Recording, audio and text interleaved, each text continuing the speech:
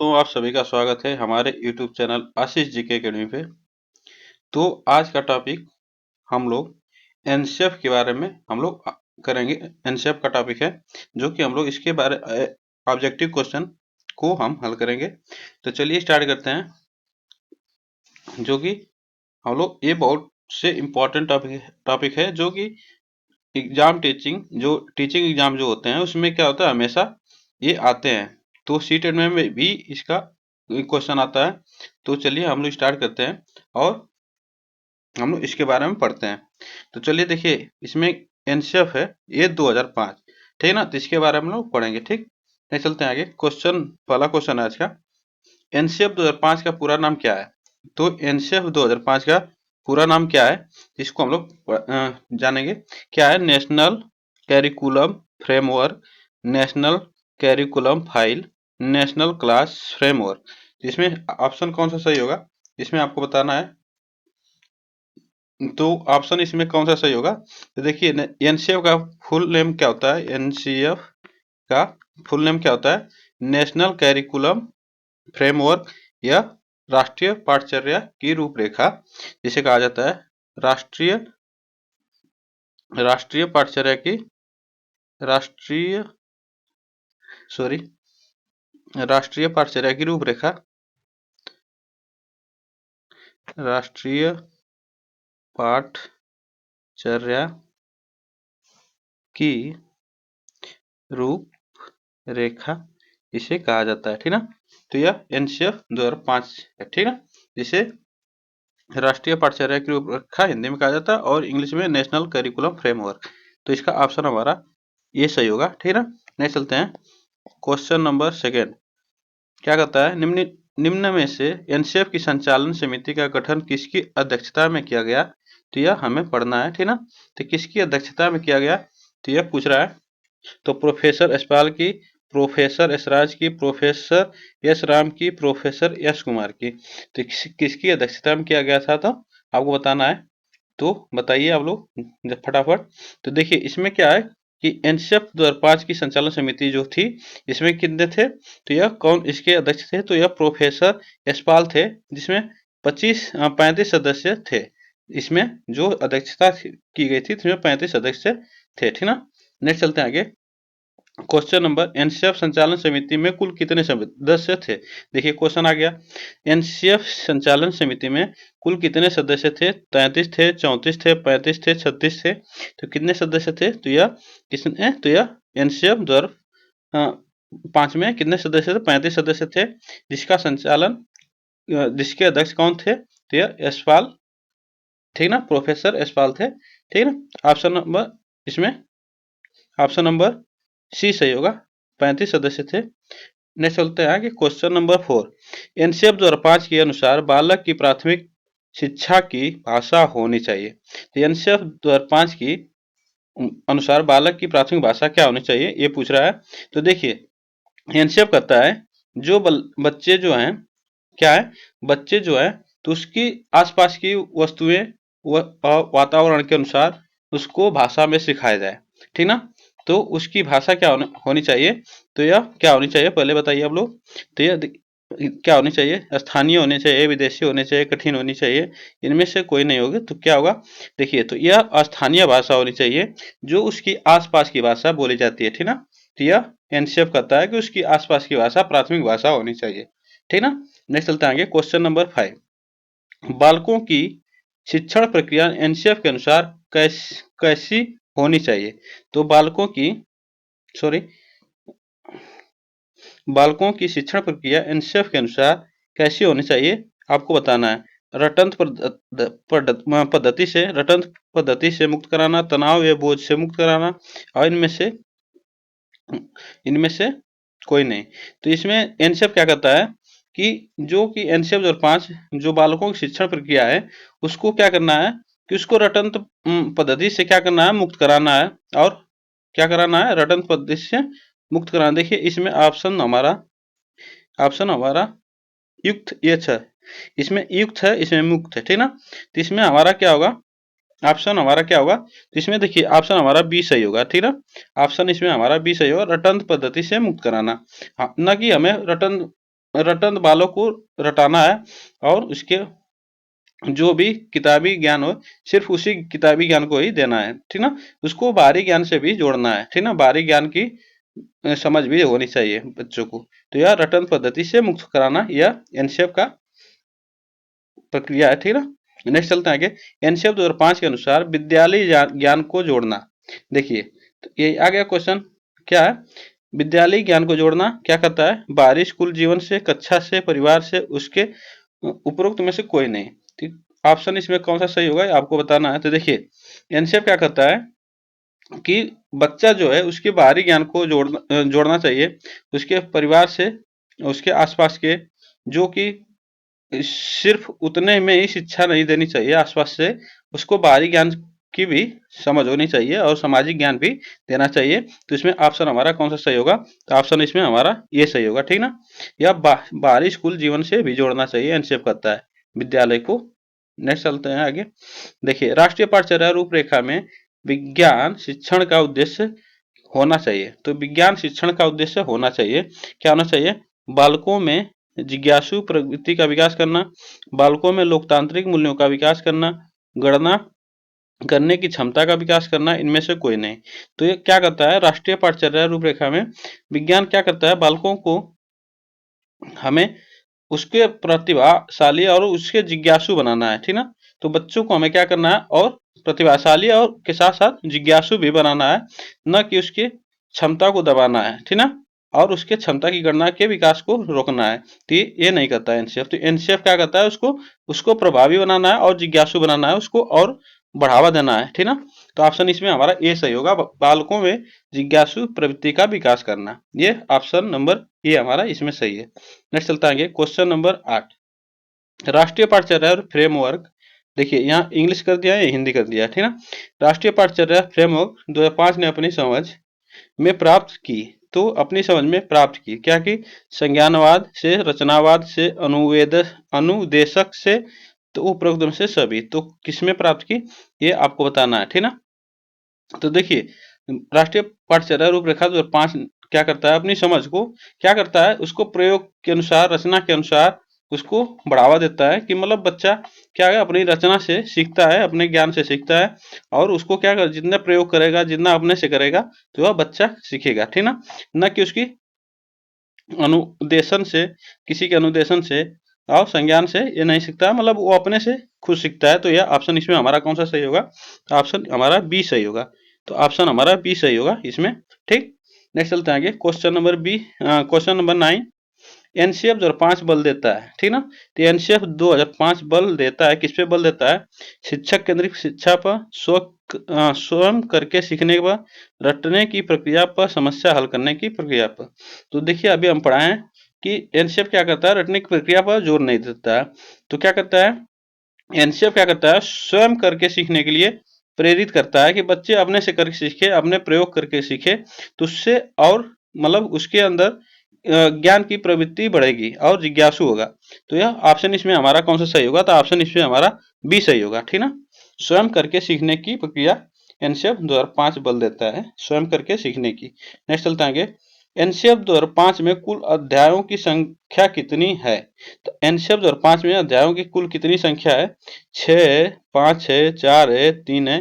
तो कितनी है आपको बताना है।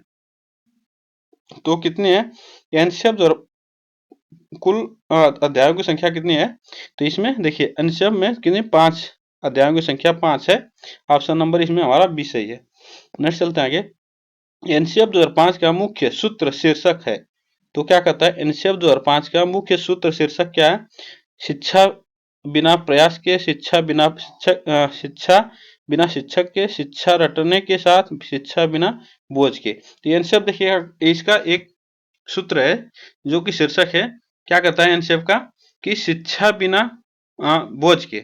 जिसके शिक्षा बिना बोझ का मतलब कि बच्चों को ऐसी शिक्षा मतलब देना चाहिए, उसके बोझ को कम करना चाहिए, बैग मतलब उसको जो बैग होता है उसके बैग को, उसके भारी उसके भार को कम करना चाहिए, न कि उस पे ज्यादा वर्कलोड दिया जाए और वह बच्चा आसानी से सीखे, ठीक ना। तो क्या करता है, शिक्षा बिना बोझ के, जो कि उसके बैग जो होता है, बैग में ज्यादा लोड होता है, इसके वजह से, उसमें ज्यादा लोड होने की वजह से बच्चा पे ज्यादा भार होता है। तो इसके वजह से एक क्या कहता है, एनसीएफ जो शिक्षा बिना बोझ के, तो यह इसका एक सूत्र है, एक स्लोगन है, ठीक ना। नेक्स्ट चलते हैं आगे। एनसीएफ 2005 की शुरुआत रविंद्रनाथ टैगोर के किस निबंध से होती है? तो देखिए, एनसीएफ 2005 की शुरुआत रविंद्रनाथ टैगोर के किस निबंध से होती है? तो यह क्या कहता है, सभ्यता और शिक्षा, और सभ्यता की प्रगति से, सभ्यता और प्रगति से, प्रगति के साथ सभ्यता। तो इसमें क्या कहता है, किसकी शुरुआत होती है? तो यह किसके शिक्षा से, जो कि रविंद्रनाथ टैगोर की एक निबंध है, उसकी, उससे एनसीएफ की शुरुआत होती है। तो इसमें कौन सा ऑप्शन सही होगा? तो ठीक, तो आप लोग बताइए। और आप लोग, जो लोग नए जुड़ रहे हैं, चैनल को सब्सक्राइब कर लें और बेल आइकन को दबा लें, जिससे वीडियो का नोटिफिकेशन आप तक पहुंचता रहे। तो और शेयर जरूर करिएगा, लाइक जरूर करिएगा, और सभी को शाम का गुड इवनिंग आप सभी को।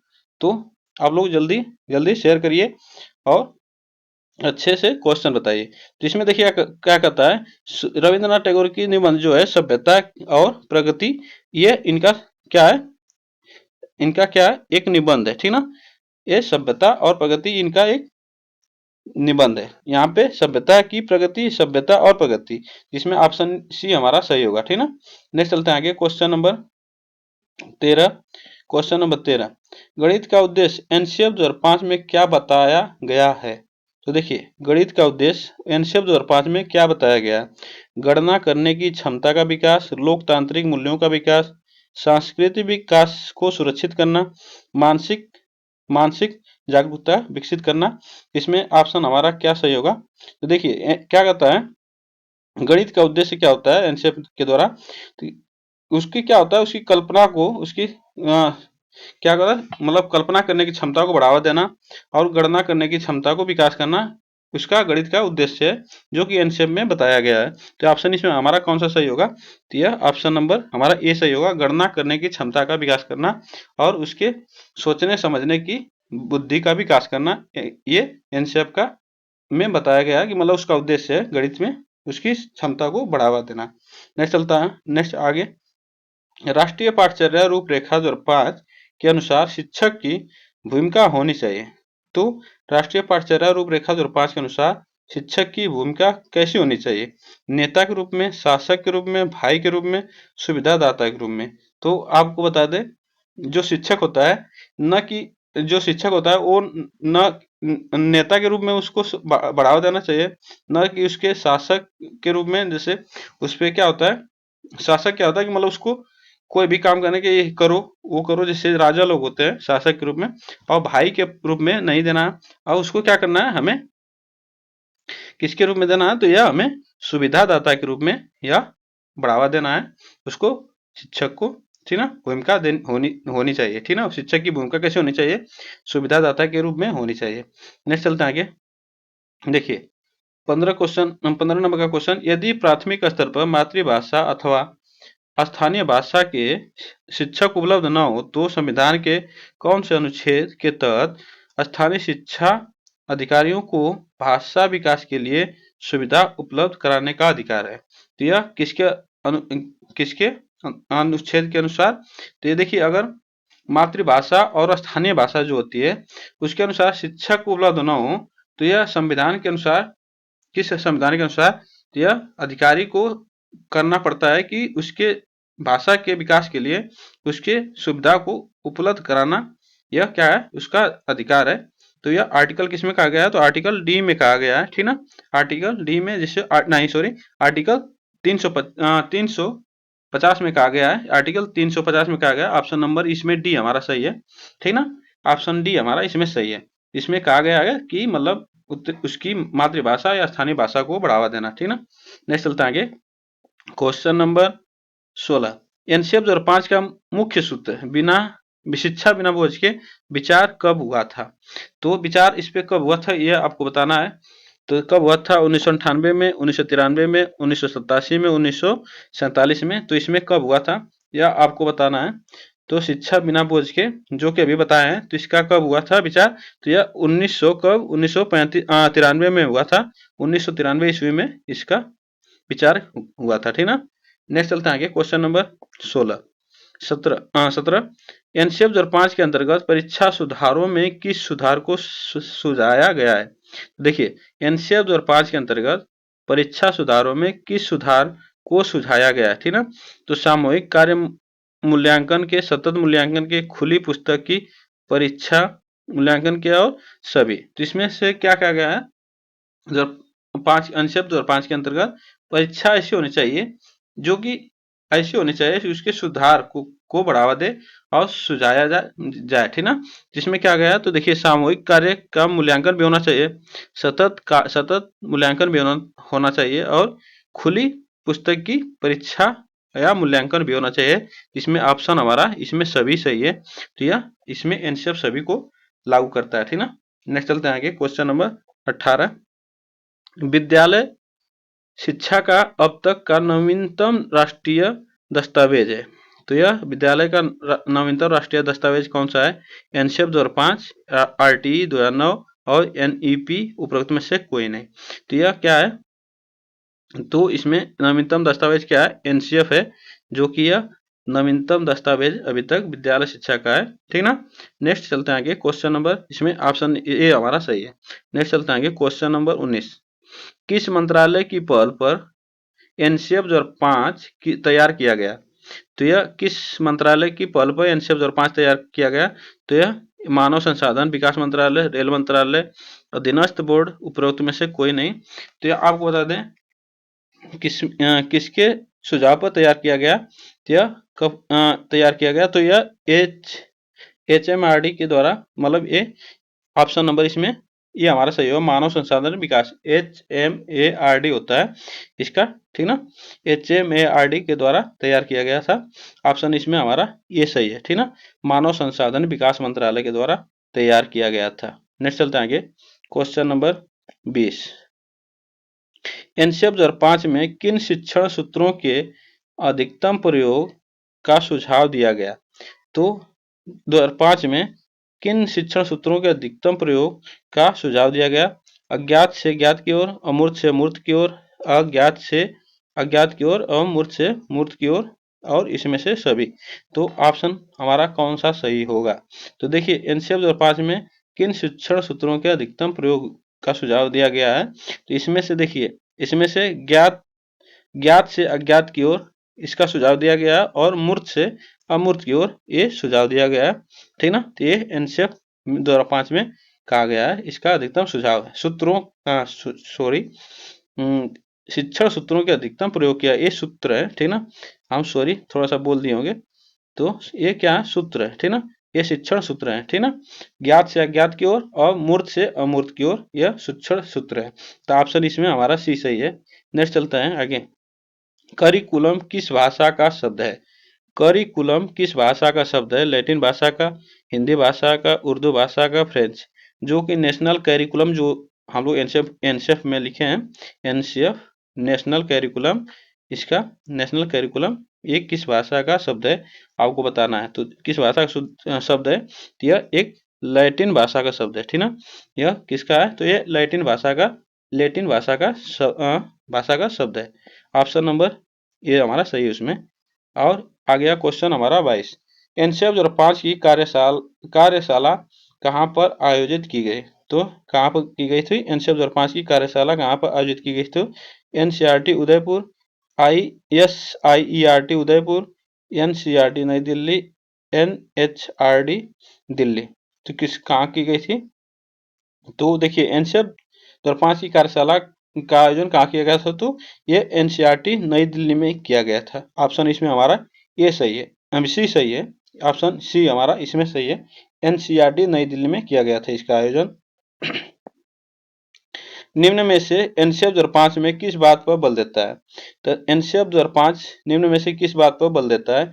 विज्ञान की शिक्षा पर, विकास की शिक्षा पर, शांति के लिए शिक्षा और उपरोक्त में से सभी। तो इसमें किस पे देता है एनसीएफ 2005? तो इसमें बल देता है किस पे? शांति के लिए शिक्षा, यह इस पे बल देता है। तो ऑप्शन इसमें हमारा शांति के लिए शिक्षा इस पे बल देता है एनसीएफ, ठीक ना। तो इसमें एनसीएफ में कहा गया कि शांति के लिए शिक्षा यह बल देता है एनसीएफ। नेक्स्ट चलते हैं, एनसीएफ 2005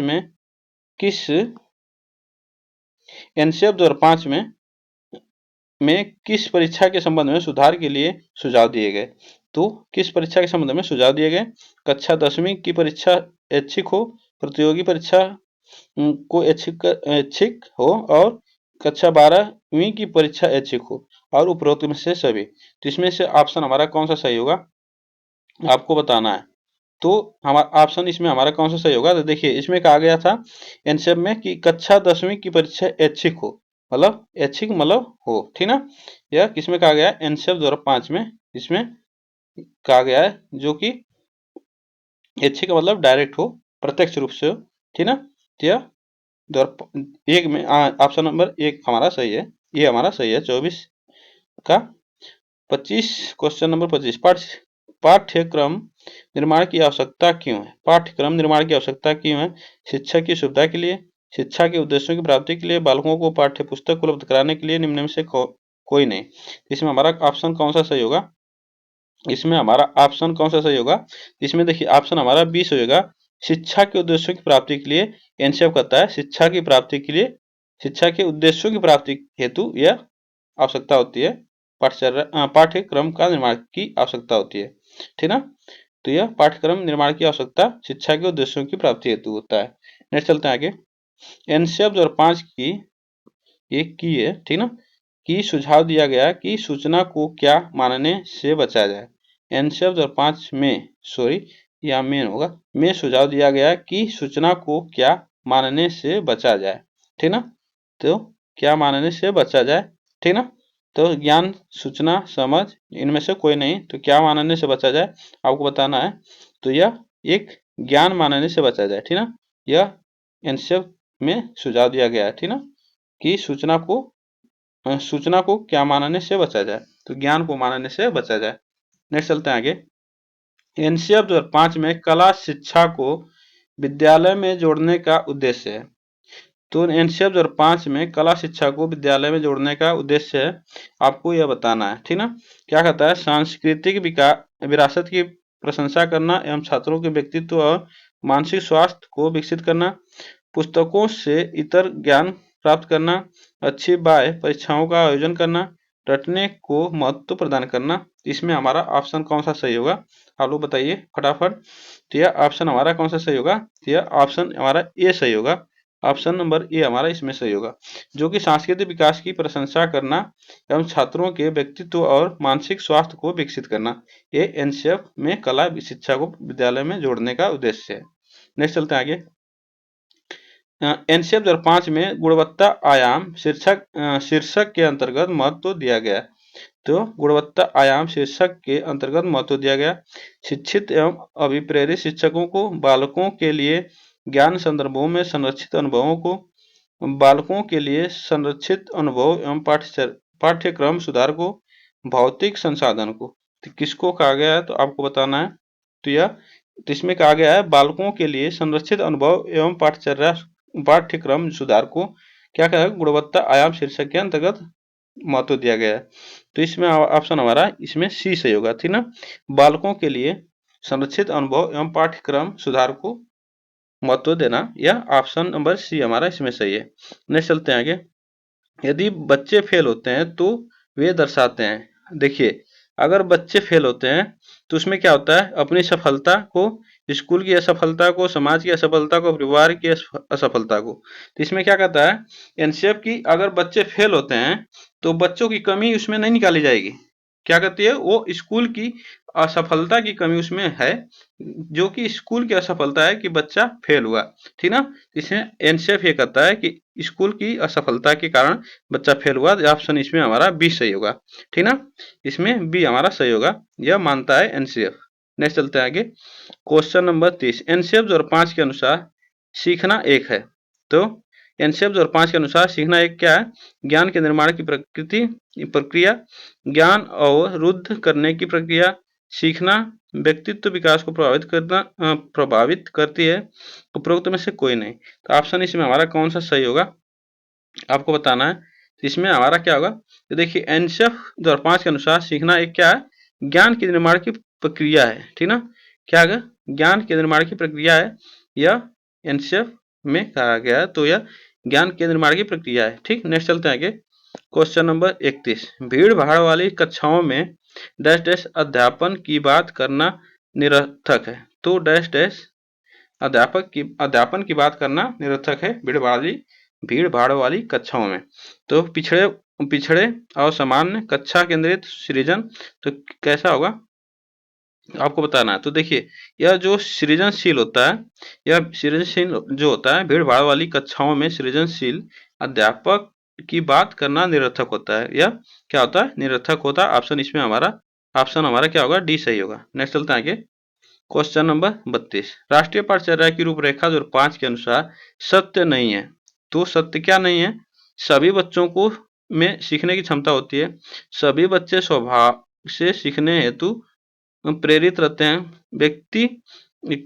बच्ची व्यक्तिगत स्तर पर एक ही तरह से सीखते हैं, स्कूल के भीतर बाहर दोनों जगह सीखने की प्रक्रिया चलती रहती है। जिसमें ऑप्शन हमारा कौन सा सही होगा आपको बताना है। देखिए तो एनसीएफ क्या कहता है?